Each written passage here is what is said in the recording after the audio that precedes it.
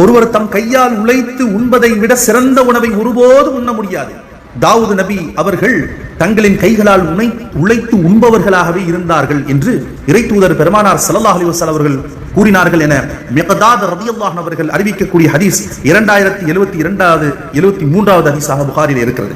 இஸ்லாம் என்னும் புனித மார்க்கம் மறுமைக்கான தயாரிப்புகளில் ஈடுபட வேண்டும், வணக்க வழிபாடுகளை கொண்டு ஆர்வமூட்டியதை போலவே உலக வாழ்க்கைக்கு தேவையான வாழ்வாதாரத்தின் அடிப்படை ஆதாரமாக விளங்குகின்ற உழைப்பின் மீதும் ஆர்வத்தை ஏற்படுத்தி இருக்கிறது.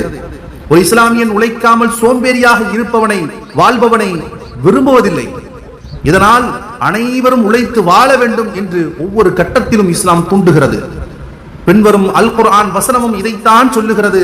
ஃபைதா குதியத்திஸ் ஸலாத்து ஃபந்தஷிரு ஃபில் அர்தி வப்தகு மின் ஃபضலில்லாஹ். தொழுகை முடிந்தவுடன் பூமியிலே பரவி சென்று இறை அருளை தேடுங்கள் என்று திருக்குர்ஆன் பேசுகிறது. உழைத்து உண்ணும் உணவே நீங்கள் சாப்பிடுகின்ற உணவிலே மிக சிறந்ததாகும் என்று நபி அவர்கள் கூறுகிறார்கள்.